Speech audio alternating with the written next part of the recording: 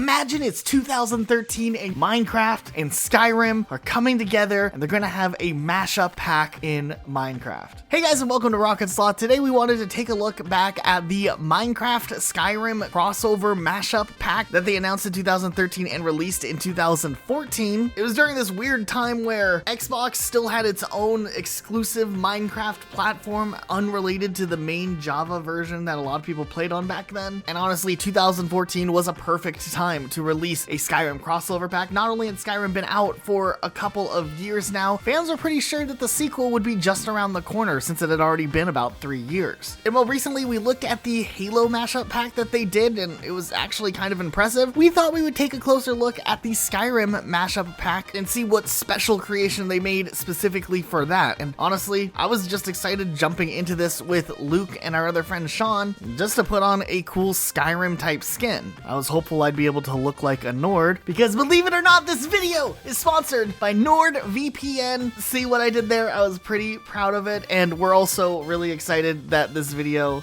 has a sponsor. Listen, when it comes to gaming or browsing the web, internet safety and security is definitely something that you should be thinking about. NordVPN is a great service that not only gives you peace of mind when you're browsing the web, but also secures your personal data and internet activity. And honestly, we're really hyped that NordVPN decided to sponsor Rocket Sloth. I mean, I feel like we finally have made it as YouTubers, and honestly, we just love all of the things that NordVPN has to offer. You can change your virtual location so you can unblock a game that may have a geo-restricted server or filter on it. You can also swoop up discounts that are available in other regions when you're looking for games to buy. Seriously, changing your location is super easy, and honestly, just being able to have next-gen encryption while also having that security is something that we think is really awesome. So make sure you guys go and sign up for NordVPN using our link down below. It's a special Rocket Sloth link. It can get you 61% off a 2-year plan, and you get a 30-day money-back guarantee if you aren't satisfied. And hey, by signing up using our link, it helps us out in making content like this, and that's something that's really cool. Okay, let's go ahead and get back into the video. Okay, getting back to the video, there actually is a really large set of different skins that you can choose from included in the Skyrim mashup pack, which costs $5.99. Kind of interesting how they sold skins regularly like that back in the day. But hey, this was Skyrim. It was a big deal. And already it has our favorite and most recognizable characters from the Skyrim universe, like Vex and Kano, Elowin. Oh, Lydia. Yeah, I know that one. There's also Nazir, Sadia, Isran, Astrid, Ayla the Huntress. Look, there's a Vampire Lord. Prison Mike makes an appearance. There's Sheogorath and Vilkas as well. I honestly thought that was a Destiny character, but here we are. There's also skins for the different factions featured in Skyrim, like Imperials, Stormcloaks, Greybeards, and Dragon Priests. And then along with the classes that you can play as in Skyrim, like Argonian, Wood Elf, Bretons, Dark Elves, and Khajiits. Oh, and Orcs. There's also mobs you can play as from Skyrim as well, like Frost Trolls, Hagraven, Draegr Deathlord, Dwarf Centurions, Wisp Mothers, the Draymora Lord, Spriggans, and even Punisher shows up. Seriously, just reading through and looking at all of these skins kind of reminded me it's been a minute since I've played an Elder Scrolls game. These terms aren't as fresh in my memory as they once were. I really couldn't decide who to play as, so I just decided to be some classic Dragonborn character, which was cool. And as soon as I spawned in, I started hearing the standard anthem of Skyrim, you know, like the shouting music. It was pretty epic considering all I could see around me was some grass. I mean, this was also a texture pack, so don't get me wrong, the grass did look pretty cool, but I was definitely not ready for this loud, exciting music to just kind of blow my eardrums out for a minute. So to start off our journey, we decided that the best way to do this is just to look around and get a feel for what was actually designed in this special mashup pack originally and get a feel for that. So we did enable creative mode just to give ourselves a couple of weapons to survive against the various mobs that could instantly kill us, because honestly we're not that good at Minecraft. And upon walking around the spawn area, we realized we were right next to the town of Riverwood, one of the first towns you walk through when you play through Skyrim. Honestly, it wasn't the worst recreation of this little town. I mean, it was a simple town in Skyrim, but still, it was was one of those iconic first stops you make in your journey most likely, and it was kind of cool to see it translated into another game. In real Skyrim, this is actually where you typically run into the blacksmith Alvar, and he kind of guides you along your quest. He'd be standing usually over here, and honestly, this town is kind of cool. We got Alvar and Sigrid's house. You can see some of the other houses in this little town. There's the inn right over there. Now, looking around, the town is kind of empty. There's no one really just walking around or living in this town, which is a little odd. It's kind of like a ghost town. But then look, if you turn around the corner, you can find the villagers. They are here. They're just, I don't know, taking a bath or something, just kind of popping up and down. But they do definitely look like they are straight out of Skyrim, but they also look like they are maybe drowning in the water. All right, so on our quest, we were feeling pretty good about exploring this area. We already found one location that we recognized, especially because we aren't the most familiar with Skyrim. It's been a very long time. We found a sign that we thought would definitely help us in our direction, and we ran over to it just to find that it's not really the most helpful sign in the world. Now, we did remember though that Riverwood is kind of placed nearby Whiterun, kind of in the outskirts right before you get to the fields of Whiterun. So we kind of wandered following the river, hoping that would take us the right way. There was this cool little bridge, and then bam, we realized where we were and that we were in the fields right outside of Whiterun. It took us maybe a minute to orient like where everything was, but we did figure it out after a minute and made our way up towards the front gate of Whiterun that you normally would go into.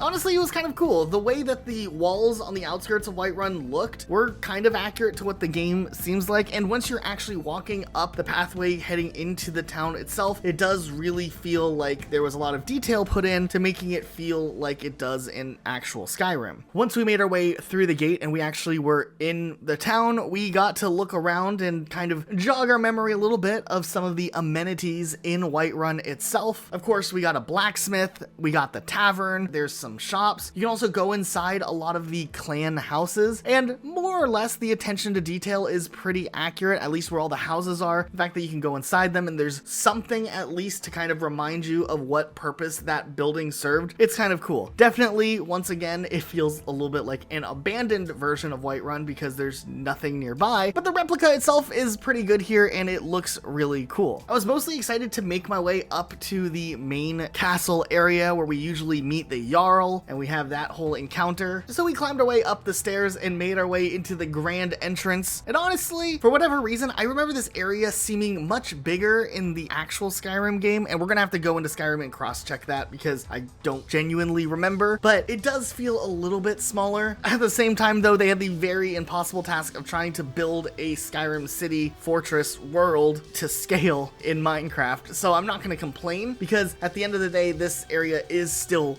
really awesome. I got to sit on the throne even, which, you know, kind of was the highlight of this whole journey for us. I tried to find the little alchemy room that's typically kind of here on the right wing of the building, but it just isn't there in this version. But instead, we did find these stairs that took us all the way up to the very top of the castle, which was really cool, and we could go up to this balcony and have an awesome view of the Skyrim world from this building. I also managed to fall off the balcony and fell to my death, so I had to run back and regroup with everyone, which did take a little bit of time. So once I finally found the group again and made my way to meeting up with them, we decided to go and explore a little bit more of what Skyrim has to offer, and we headed down to the little tower that's in Whiterun Fields that you typically fight the first dragon with, and it was kind of cool just to walk over there. It's proportionally in the same general direction as where it normally is in real Skyrim. We walked by a horse and I thought it looked really cool. It had red eyes and Sean actually recognized that horse. Apparently it's from the Dark Brotherhood questline and it's a reference to Shadowmere. Honestly, I really need to play through Skyrim. But then we made our way to the little tower and we hung out at it. We walked up the tower. We walked back down the tower. No dragon attacked us. That would have been really cool if a dragon randomly did show up. But then again, this is just a skin texture pack that came out in 2014. And then from there, we were a little bit confused as to what we were actually supposed to do next or where to go next to explore the rest of this world. In comparison, when we did the Halo Minecraft crossover, there kind of was a hub that just gave you signs to go to each location. So it was very easy to go through each point one by one and not miss out on anything. Where in this one, it feels a little bit more like they wanted to recreate part of the actual Skyrim world within Minecraft. So you're kind of left on your own accord to try to explore explore. Ultimately, we decided we wanted to try to make our way up on top of one of the mountains to see if there's any notable locations that we could recognize, because just it seemed like the right direction to go. However, since we were just running around, there wasn't actually any straight pathways that kind of led us or intended to direct us towards a way up the mountain. We were finding ourselves like breaking blocks and trying to climb up that way. And at this point, ultimately, we were a little bit nervous that we might be missing out on some of the locations. So we decided to back out and load up in creative mode to allow ourselves to fly around and see all the other locations so we wouldn't miss out on anything. So we loaded back in on creative mode and flew up to the top of the mountain. And sure enough, there was something up there that would have been really difficult to discover anyways. We may have actually missed it, but you can actually find the Bleak Falls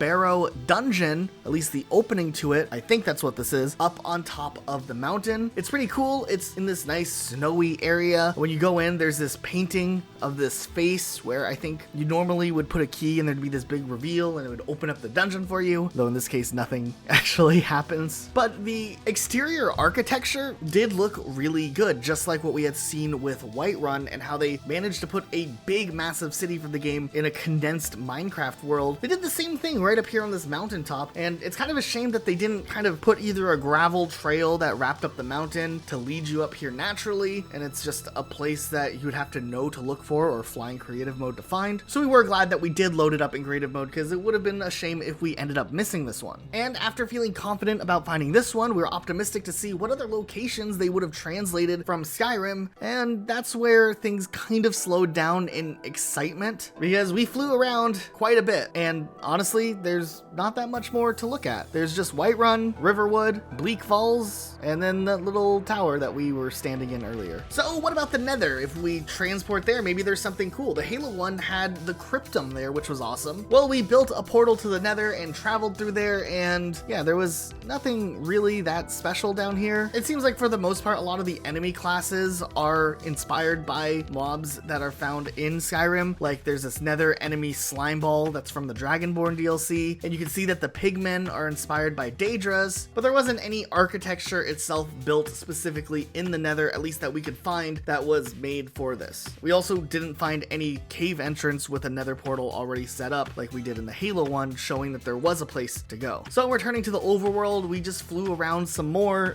We spread out, we split up, we looked for different places, and ultimately we always found ourselves circling back to Whiterun. And of course, Whiterun is the coolest part of this entire thing, and the best part about this DLC is even though it cost $6 when it released, you could literally build your own Minecraft world and have all of Whiterun as your fortress or house if you wanted. And that alone is such a cool concept, especially with how detailed and intricate Whiterun itself actually was. I bet a lot of people had fun playing on this back in the day, especially if they were huge Skyrim fans. But I can't help but to feel a little bit let down by this one, because when we went and looked at the Halo one, there was 15 plus locations to explore and sites to see, along with the same amount of skins and a unique texture pack and whatnot. This one definitely feels a little more bare boned, but it also has one large set piece as opposed to a bunch of smaller set pieces. Still, there were a couple of other things we did catch in the Skyrim thing that we liked. Obviously, the music soundtrack is on point, and it's just that Skyrim-esque musical score that just gives you this right mental state when playing this, and it just makes you really nostalgic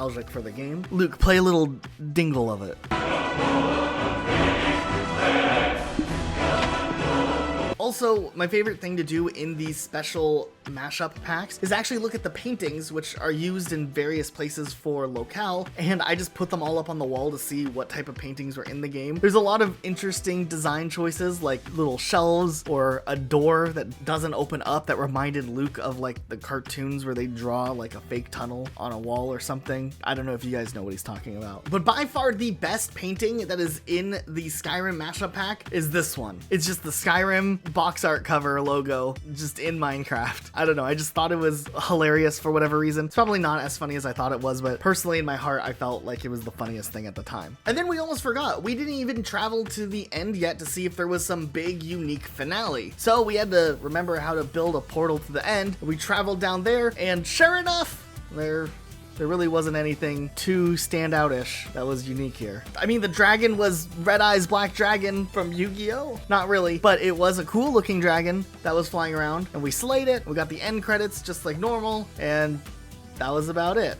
It's just a pretty basic Skyrim experience. Now, to be fair, we maybe set our expectations too high doing the Halo 1 first, and the Halo 1 did get a second update later on down the road to promote Halo 5 when that was coming out. So they obviously had more time and resources to just really flesh all of that out for Minecraft. But in comparison, we were just a little bit let down by the amount of locations in this one. There definitely was room for them to do more if they wanted to, and they just never really did it. But still, Whiterun's amazing, Riverwood's amazing, and so is our little dragon tower right here. That's the best location of all. So ultimately, I would still say it was a positive experience, and it was worth, and I can totally see and justify someone who's a Skyrim fan spending $6 on this world. It was well done. I just would have liked to see even more, and maybe one day they'll revisit it and re-release Minecraft Skyrim mashup pack. I mean, Skyrim's been released enough times. Surely they can go back and touch on the Minecraft version. Someone's got to be able to do it. Someone's got to have the file somewhere. But what did you guys think of this Skyrim mashup pack? Are you a fan of it? Did you like the skins? Have you ever played it? Would you ever try this, or do you think that they could have done more with it? Let us know what your thoughts are in the comments down below. Be sure to subscribe with notifications on for more videos like this. Also, check out our other video we did where we looked at the Halo crossover from Minecraft. Even if you don't know a lot of the Halo locations, there's something there that's kind of interesting nonetheless to see how they translated a different game into Minecraft. All right, that's it for today. We'll see you guys next time with a brand new video.